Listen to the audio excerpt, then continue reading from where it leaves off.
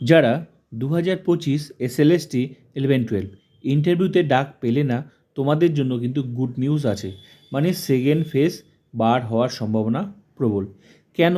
আমি তোমাদের প্রমাণ দেখাচ্ছি, তাহলে তোমরা নিজেরাই বুঝতে পারবে। এই ভিডিওতে অনেক নতুন নতুন তথ্য আছে, তোমরা ভিডিওটা একটু মন দিয়ে দেখো। তার আগে আমি একটা প্রমাণ দেখাচ্ছি, তাহলে তোমরা অনেকটা বুঝে যাবে কেন সেকেন্ড ফেজ বার হওয়ার সম্ভাবনা আছে। ঠিক আছে? আর এই যে ইন্টারভিউ লিস্টে নাম আছে, তাদের নাম বাদ যেতেও পারে, কেন যেতে পারে সেটাও তোমরা এখানেই বুঝতে পারবে। তারপর আমি বাকি তথ্যগুলো তোমাদের দিচ্ছি। এটা নোটিশ, এটা এসএসসি নোটিশ দিয়েছে। আজকে তোমরা কিন্তু ইন্টিমেশন লেটার ডাউনলোড করে নেবে, যারা কিন্তু পাস করেছো। ঠিক আছে? মানে এই ইন্টারভিউ লিস্টে নাম আছে। ডকুমেন্টস ভেরিফিকেশন তোমরা জানো 18 তারিখ থেকে শুরু হচ্ছে। ঠিক আছে? তার আগে তোমরা কিন্তু এই ইন্টিমেশন লেটার ডিটেলস পেয়ে যাবে যে কি কি নিয়ে যেতে হবে। তো তোমরা এই যে এসএসসি যে এই নোটিশটা দিয়েছে, এই নোটিশটার এই লাইনটা আর এই মানেটা পড়ার চেষ্টা করো, তাহলে তোমরা বুঝতে পারবে কত কিছু ঘটতে পারে। এই যে ডকুমেন্টস ভেরিফিকেশন, যে এই যে ইন্টারভিউ লিস্টে যে নাম এসেছে, তো এবার সবার হচ্ছে ডকুমেন্টস ভেরিফিকেশন হবে। তোমরা একটা জিনিস দেখেছো, ডকুমেন্টস ভেরিফিকেশন কিন্তু কলকাতায় হচ্ছে। মানে এই রিজিওনাল যে আঞ্চলিক যে অফিসগুলো আছে, জোন ভিত্তিক যেগুলো, এখানে হচ্ছে না। যেটা ইন্টারভিউ কিন্তু জোন ভিত্তিক হবে, ডকুমেন্টস ভেরিফিকেশন কলকাতায় হচ্ছে। তার মানে এসএসসি চাচ্ছে যে একদম পুঙ্খানুপুঙ্খ সঠিকভাবে নির্ভুলভাবে কিন্তু যাচাই করতে, যে কেউ ভুল তথ্য দিয়েছে নাকি। ঠিক আছে? তার ফলে এসএসসির কিন্তু নিজস্ব সিদ্ধান্ত, এসএসসি কিন্তু রাইট আছে সেটা কিন্তু ক্যান্সেল করার। মানে এই যে এখানে যে ইন্টারভিউ লিস্টে যাদের নাম আছে, তাদের কিন্তু এই নাম নাম থাকলেই যে সে চান্স পাবে সেটা কিন্তু নয়। ঠিক আছে? তার জন্য কিন্তু ডকুমেন্টস ভেরিফিকেশন। তো এবার তোমরা দেখো এই লাইন, এই মানেটা পড়ার চেষ্টা করো, তাহলে তোমরা বুঝতে পারবে। এই যে ইট মেবি, এখান থেকে তোমরা পড়ার চেষ্টা করো। হ্যাঁ, এখান থেকে তোমরা পড়ার চেষ্টা করো। ঠিক আছে? তো it may be noted that, মানেটা বোঝার চেষ্টা করো। The candidates call for verification must bring all relevant documents, testimonial certificates, তাহলে সমস্ত ডকুমেন্টস নিয়ে যেতে বলছে। To fully validate and justify whatever they have claim during online application. তাহলে এই যে সবাই যে অনলাইন অ্যাপ্লিকেশে যে তথ্যগুলো দিল, ঠিক আছে, এই যে তোমরা এখন দেখতে পাচ্ছ যে তোমরা নিজেরাও কমেন্ট করছো, বিভিন্ন জায়গায় কমপ্লেনও করছো যে ওটা ঠিক নেই। কেউ বলছে যে এক্সপিরিয়েন্স নাম্বার পাওয়ার কথা নয়, পেয়ে গেছে। তারপর কেউ কমপ্লেন করছে যে ওর 10 মার্কস পেয়ে গেছে, কারণ ওর অ্যাকাডেমিক 10 মার্কস, ওর 60% নেই, তাই তবুও 10 মার্কস পেয়ে গেছে। এই যে তোমাদের অভিযোগগুলো, এই অভিযোগগুলো যদি সত্যি হয়ে থাকে, তাহলে কিন্তু এসএসসি কিন্তু সেখানে কিন্তু মানে সিদ্ধান্ত নেওয়ার অধিকার আছে। কি অধিকার আছে তোমরা ভালো করে দেখো এখানে। তো ক্লেম দ্যাট, তারপর দেখো নেক্সটটা পড়ো। The commission fully reserves the right two reject the candidature of any applicant who fails to do so. ভাবা যায়? তাহলে আমরা শুধু তথ্য দিয়ে দিলাম আর ডাক পেয়ে গেলাম মানে কি আমার চাকরি কনফার্ম? তোমরা কি ভেবেছো? মানে এই যে এত যে ওই যে 1.6:1 রেশিওতে যে ডেকেছে, 100টা সিটের জন্য 160 জন, তার মানে 100টাকে নিয়োগ করবে, 60 জন বাদ যাবে। তাহলে এবার কি 60 জন কি আইনত কি তোমার দাবি করতে পারে যে আমাকেও চাকরি দিতে হবে? মানে 160 জনে কি চাকরির দাবিদার? 100 জন তো পাবেই কনফার্ম। তো 160 জন, বাকি যে 100 জনের পর যে 60 জন পাবে কি চাকরি? তোমরা নিজেরাই বলো, পাবে না।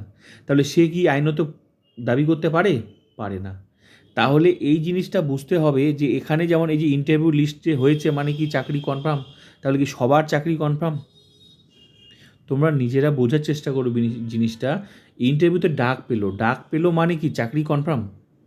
তাহলে তো যতজন ডেকেছে ততজনকেই চাকরি দিতে হবে। তাহলে তো রুলস, গ্যাজেট তৈরি করতে হবে। যতজনকে ডাকা হবে ততজনকেই দেওয়া হবে। তো ডকুমেন্টস ভেরিফিকেশান ইন্টারভিউটা হচ্ছে কেন? ডকুমেন্টস ভেরিফিকেশান হচ্ছে এই জন্যই যে যেমন তথ্য দিয়েছে সেগুলো এবার যে নিজেকে দাবি করেছে যে আমার এই ডিগ্রি আছে, আমার ওই ডিগ্রি আছে, আমি অমুক অমুক অমুক, এগুলো সব নিজেকে এবার প্রমাণ করতে হবে।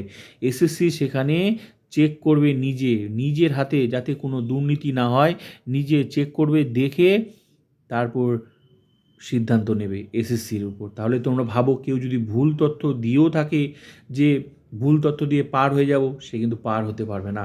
তাহলে তোমাদের যে এই যে বিভিন্ন ধরনের অভিযোগ সোশ্যাল মিডিয়া থেকে শুরু করে ঘুরছে, ওর এই অভিজ্ঞতা নাই, ওর এই 10 মার্কস নেই, একাডেমিক ভালো নেই, তবু ওর 10 মার্কস পেয়েছে, এই যে বিভিন্ন ধরনের অভিযোগগুলো, এটা কিন্তু এসএসসি প্রমাণ করে দেবে, তখন কিন্তু সে কিন্তু বাদ চলে যাবে। মানে লিখে দিয়েছে, তার মানে যেতে পারে। এবং যদি কোনো সাবজেক্টে যদি এরকম হয় আর তোমাদের যদি মনে হয় যে এরকম আছে, তাহলে এটা কিন্তু পসিবিলিটি আছে। মানে সেকেন্ড ফেজটা তখনই বার হবে যখন যে সাবজেক্টে ক্যান্ডিডেট পাবে। এবার তোমরা জানো যে আছে কি নেই, তাহলে এই জন্যই ডকুমেন্টস ভেরিফিকেশন হবে। তাহলে চিন্তার কোনো কারণ নেই, ঠিক আছে। ভুল তথ্য দিয়ে থাকলে অবশ্যই ডকুমেন্টস ভেরিফিকেশন হবে, সেখানে কিন্তু আউট হয়ে যাবে। আর বাকি ওই ভ্যাকেন্সিতে রেশিও পূরণ করার জন্য বাকি ক্যান্ডিডেটকে অবশ্যই ডাকবে। প্রতিবারই হয়েছে, আশা করি এবারও হবে। সেকেন্ড ফেজ তো 2016তেও হয়েছে, হয়নি কি? তখনও তো হয়েছে। তো হিসাব করলে তো তখনও যখন হয়েছে, তো নিশ্চয়ই এখনও হবে। যারা ভালো পরীক্ষা দিয়েছো, হয়তো 1 মার্কের জন্য আটকে আছো, চিন্তার কোনো কারণ নেই, তোমরা অবশ্যই, আশা করা যায় অবশ্যই ডাক পাবে। কারণ ডকুমেন্টস ভেরিফিকেশনে কেউ না কেউ ভুল তথ্য দিয়েছে, ঠিক আছে, কেউ না কেউ দিয়েছে। বা যদি না দিয়ে থাকে, তাহলে জোর করে তো আর কেউ কাউকে বাদ দেবে না, না দিয়ে থাকলে তো কোনো অসুবিধা নেই। কিন্তু সেকেন্ড ফেজ হয়, হয়, ঠিক আছে। অনেকে বাদ চলে যায়, অনেকে ইন্টারভিউতে অনেকে ইন্টারভিউ সে ডকুমেন্টস ভেরিফিকেশন যায় না, অনেকে যায় না। তাহলে যে যায় না সেই জায়গাটা কী করবে? তাহলে সেই রেশিওটা পূরণ করতে হবে। তাহলে অনেক ক্যান্ডিডেট কিন্তু এখন এই মুহূর্তে নাও যেতে পারে ডকুমেন্টস ভেরিফিকেশনে, তাহলে তার জায়গাটা পূরণ করতে হবে, তখন কিন্তু সেকেন্ড ফেজ কিন্তু বার হয়ে যাবে। তো কতগুলো রিজন থাকে সেকেন্ড ফেজ বার হওয়ার, রিজেক্ট করে দিতে পারে, কেউ প্রেজেন্ট থাকবে না, তাহলে এর জন্য কিন্তু সেই সমস্ত ক্যান্ডিডেটকে ডাকতে হবে। ডেকেছে আগেও, তাহলে এইবারও ডাকতে পারে। তো চিন্তার কোনো কারণ নেই, এসএসসি কিন্তু ডাকতে পারে, ডাকার সম্ভাবনা প্রবল আছে। এতগুলো রিজন আছে, এতগুলো রিজনের মধ্যে অবশ্যই পজিটিভটা আমরা চিন্তা করব, ঠিক আছে। তারপর ভবিষ্যৎ কথা বলবে। এবার সবচেয়ে বড় বিষয়, তোমরা দেখো, তোমরা কিন্তু অবশ্যই কিন্তু ইন্টিমেশন লেটার ডাউনলোড করে নেবে। আজকে আমি তোমাদের বললাম, ঠিক আছে, আজকেই কিন্তু দিয়ে দেবে। তো আমি যে সময়টা ভিডিও বানিয়েছি সেই সময় কিন্তু আপাতত দেয়নি, ঠিক আছে। তো এই যে বিষয়গুলো, যেমন আর সাবজেক্টে তো তোমরা এগুলো জানোই, বাংলা হচ্ছে তোমার 18, এগুলো তো তোমরা জানোই। প্রত্যেকটা সাবজেক্ট কিন্তু আলাদা আলাদা ডেটে কিন্তু ডকুমেন্টস ভেরিফিকেশন হচ্ছে, ঠিক আছে। তাই এই ডেটগুলো তোমরা অবশ্যই জানবে। ইন্টিমেশন লেটার, তোমাদের রেজাল্ট যে তোমরা রেজাল্টটা দেখেছো, ঠিক আছে, সেই রেজাল্টটাও যদিও তোমাদের ওখানে লেখা আছে ডিটেলস, কার কবে হচ্ছে ডকুমেন্টস ভেরিফিকেশন, সেখানে তোমাদের বোর্ড নাম্বারও দেওয়া আছে। কলকাতায় ডকুমেন্টস ভেরিফিকেশন হচ্ছে, কিন্তু যদিও প্রত্যেকটা সাবজেক্ট আলাদা, কিন্তু ইন্টিমেশন লেটার অবশ্যই ডাউনলোড করবে, সেখানে ডিটেলস দেওয়া আছে কী কী তোমাদের ডকুমেন্টস নিয়ে যেতে হবে। অনেকেই তোমরা এটা ভেবো না যে রেজাল্টটা তোমরা ডাউনলোড করেছো সেটাই কিন্তু না, ইন্টিমেশন লেটার আলাদা ডাউনলোড করতে হবে, ঠিক আছে। ওয়েবসাইটে গিয়ে অবশ্যই কিন্তু ডাউনলোড করে নেবে। তো এই ছিল তোমাদের কতগুলো রিজন আমি বললাম।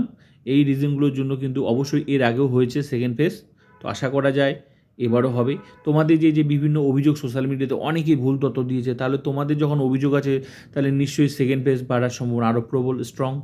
হয়তো আরও যদি বেশি সংখ্যক যদি হয়ে থাকে ওরকম, তাহলে নিশ্চয়ই বেশি সংখ্যক সেকেন্ড ফেজে ডাক পাবে। বুঝাতে পারলাম বিষয়টা?